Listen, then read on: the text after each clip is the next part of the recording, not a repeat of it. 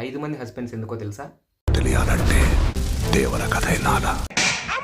అర్జునుడు ద్రౌపదీదేవిని జయించిన తర్వాత కుంతీదేవి దగ్గరికి వచ్చి, అమ్మా నేను ఒకటి గెలుచుకున్నా అంటే, ఏం గెలుచుకున్నా అన్నదమ్ములందరూ సమానంగా పంచుకోండి నాయనా అంటది. అందరూ ఇందుకే 5 మంది హస్బెండ్స్ అనుకుంటారు. It's one of the reason.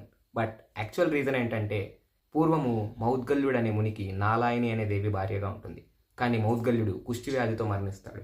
So నాలాయని దేవి ఏం సుఖపడకుండానే ఆ జన్మలో చనిపోతుంది. నెక్స్ట్ జన్మలో ఆమె కాశీరాజు కూతురుగా జన్మిస్తుంది. ఆ జన్మలో కూడా సమ్ అన్నోన్ రీజన్స్ వల్ల ఆమెకు హస్బెండ్ దొరకడు.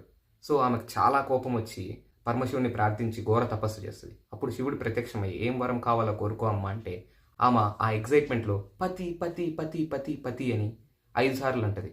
సో వెంటనే శివుడు ఓకే అంటాడు. ఆమె కొంచెం ఆలోచించి ఆ 5 మందిని సమానంగా కేర్ చేసి ఈక్వల్గా సంతోషపెట్టే వరం ఇవ్వండి దేవుడా అంటది.